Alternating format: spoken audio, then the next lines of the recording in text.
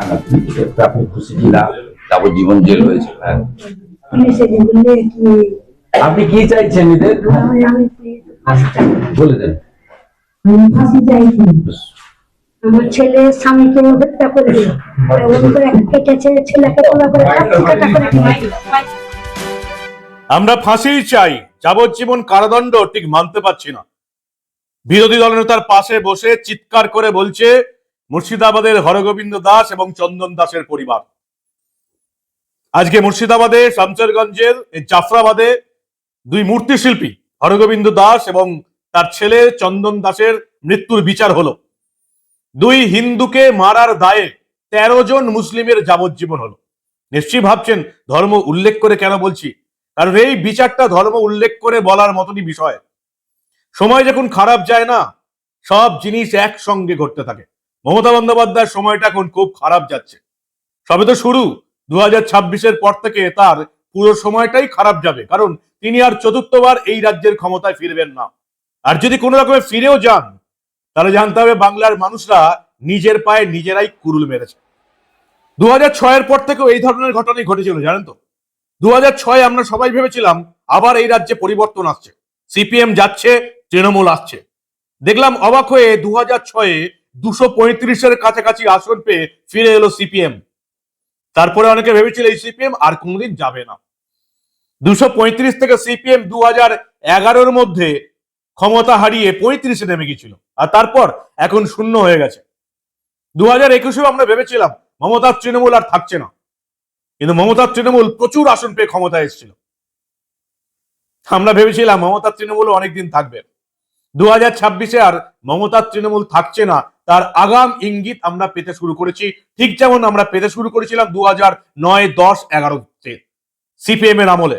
যা যা সিপিএম করছিল সবকিছুই ভুল হচ্ছিল। মমতা বন্দ্যোপাধ্যায়ের আমলে এখন যা যা হচ্ছে সব ভুল হচ্ছে। 26,000 শিক্ষক শিক্ষিকার চাকরি চলে গেল, ভুল হলো।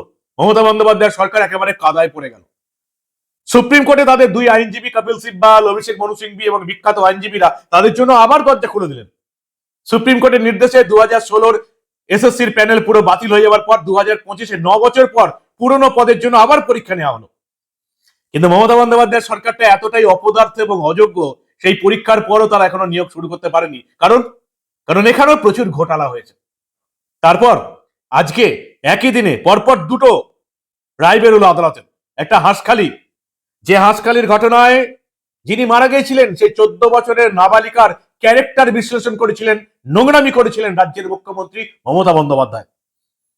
সেই হাঁসখালির ঘটনায় আজকে তৃণমূলের নেতার ছেলের যাবজ্জীবন হয়েছে, তৃণমূলের নেতার 5 বছরের জেল হয়েছে। যে তৃণমূলের নেতা এবং তার ছেলেকে রক্ষা করতে নোংরামি করেছিলেন রাজ্যের মুখ্যমন্ত্রী মমতা বন্দ্যোপাধ্যায়। কি বলেছিলেন আপনারা সবাই জানেন, আর নতুন করে শোনাচ্ছি না। সেই 14 বছরের নাবালিকা যাকে তৃণমূলের ছেলের জন্মদিনের পার্টিতে গণধর্ষণ করা হয়েছিল, তিনি বলেছিলেন লাভ অ্যাফেয়ার্স বলবেন, প্রেগনেন্ট বলবেন, না কি বলবেন। চরম নোংরামি করেছিলেন মমতা বন্দ্যোপাধ্যায়। তারপরেও বাংলার নারীরা তাকে ভোট দিয়ে এসছে। কি লজ্জার কথা, একবার ভাবুন। হাঁসখালি রায় হলো, তৃণমূলের বিরুদ্ধে রায় গেছে। তৃণমূলের নেতার 5 বছরের জেল, তার ছেলের যাবজ্জীবন জেল হয়েছে। আজকে মুর্শিদাবাদের এই শামসেরগঞ্জের জাফরাবাদের এই বাবা ছেলে ঠাকুরের মূর্তি তৈরি করেন হরগোবিন্দ দাস এবং চন্দন দাস। গত বছরের 12ই এপ্রিল, চলতি বছরের 12ই এপ্রিলের ঘটনা ছিল। বাড়ি থেকে টেনে নিয়ে গিয়ে ওয়াকফ বিল নিয়ে বিক্ষোভ চলছিল, বাড়ি থেকে টেনে নিয়ে গিয়ে গরু কাটার চপার দিয়ে কুপিয়ে খুন করা হয়। দুটো কারণ ছিল, এক, ঠাকুর দেবতার মূর্তি তৈরি করেন বলে মুসলিমরা তাকে পিটিয়ে মেরেছে, কুপিয়ে মেরেছে। আর দুই, এই হরগোবিন্দ দাস এবং তার ছেলের সঙ্গে কয়েকজনের সম্পত্তি নিয়ে, জমি নিয়ে কিছু বিবাদ চলছিল। ওয়াকফ বিল ঝামেলা শুরু হয়েছে, এই দিয়ে তাকে পিটিয়ে দিল। কিছু মিল পাচ্ছেন? ঠিক যেটা বাংলাদেশে হয়েছে।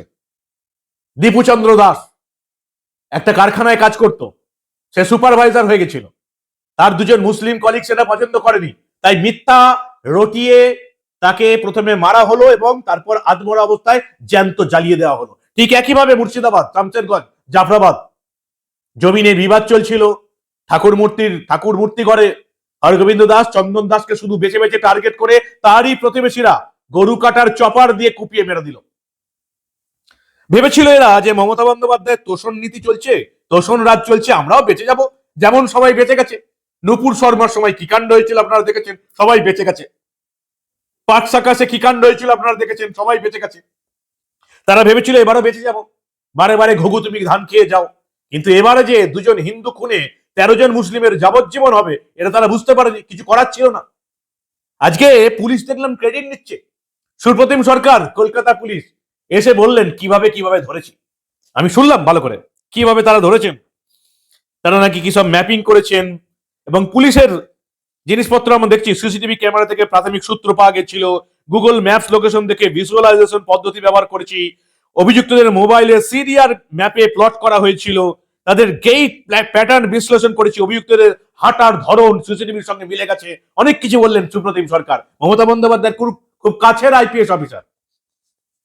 তিনি এটা বললেন না যে ভাগ্যে আদালত ছিল, আদালতের দেখভালে আমরা এই তদন্তটা করেছি, তাই এই 13 জন মুসলিমের বিরুদ্ধে আমরা প্রমাণ দখল করতে বাধ্য হয়েছি।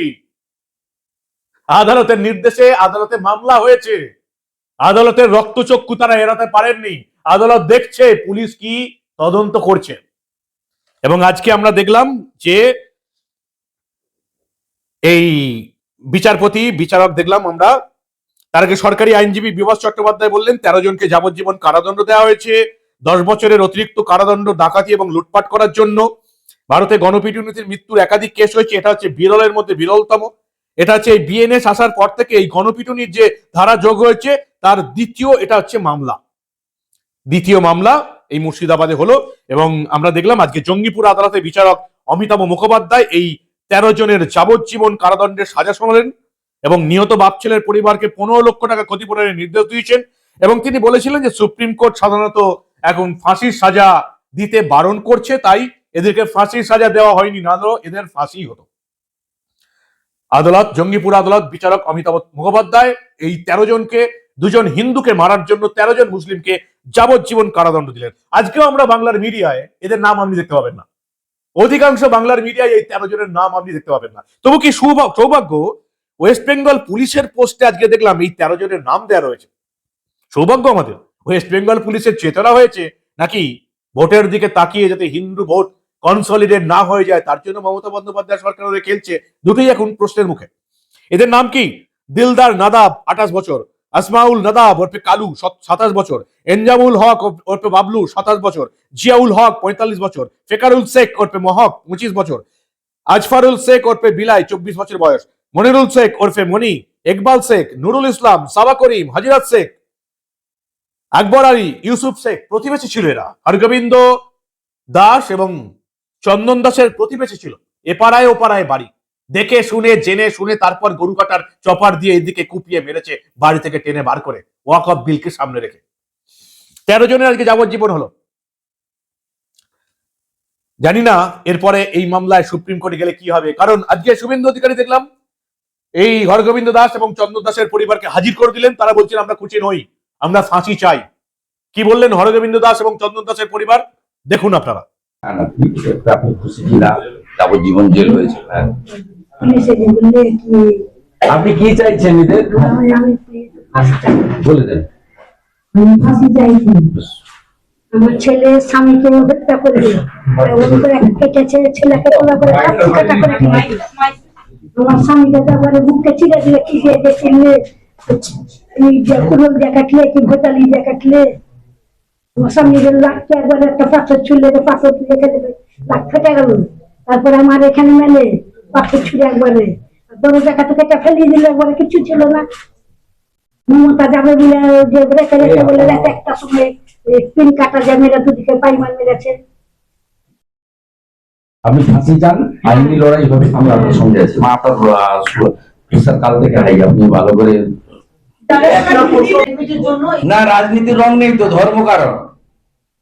এরা বামপন্থী পরিবার, বাড়িতে ঢুকে খুন করে দিয়েছে।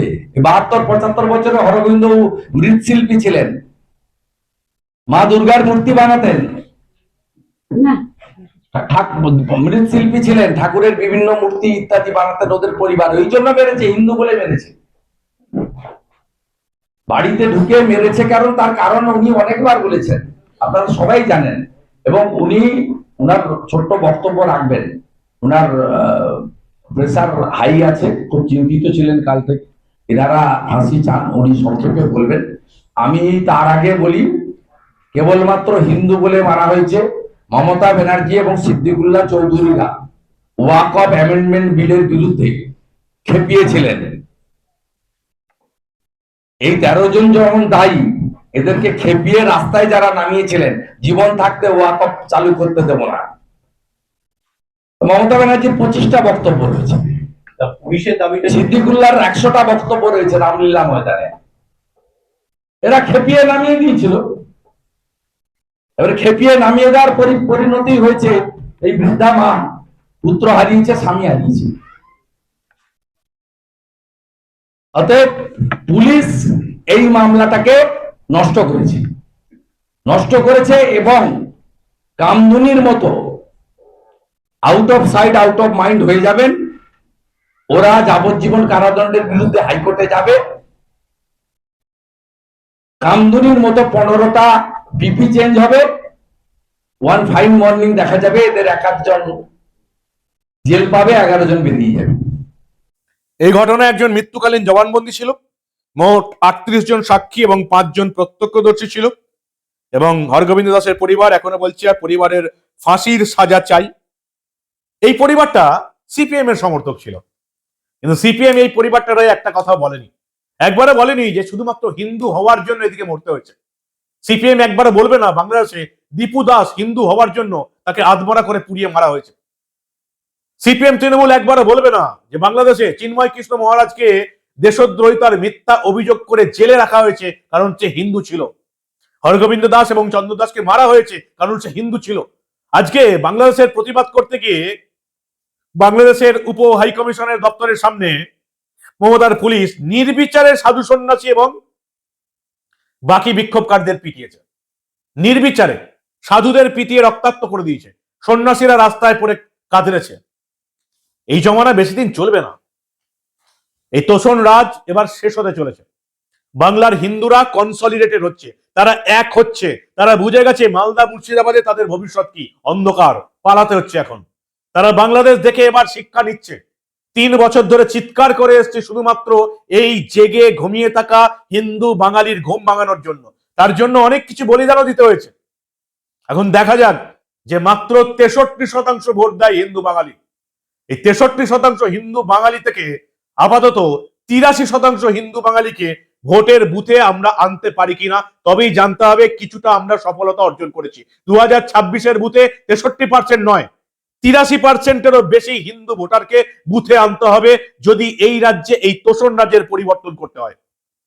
কতদিন সহ্য করবেন? হিন্দু ধর্মের হোমল্যান্ড আমাদের ভারতবর্ষ, হিন্দু ধর্মের হোমল্যান্ড আমাদের পশ্চিমবঙ্গ। শ্যামাপ্রসাদ মুখার্জি না থাকলে আজকে এই পশ্চিমবঙ্গ, যেখানে বসে আপনি এই প্রতিবেদন শুনছেন এবং যেখানে বসে আমি এই প্রতিবেদন করছি, এই সবটাই বাংলাদেশে থাকতো। কতদিন এই তোষণ রাজ সহ্য করবেন? এই অত্যাচারী সরকারটা যদি হটাতে না পারেন, প্রত্যেকের বিপদ। এই চুরি দুর্নীতির সরকারটাকে, অনুপ্রবেশকারীদের আশ্রয় দিয়ে রাজ্যের ডেমোগ্রাফি বদলে দেওয়া সরকারটাকে যদি হারাতে না পারেন, প্রত্যেকের সমূহ বিপদ।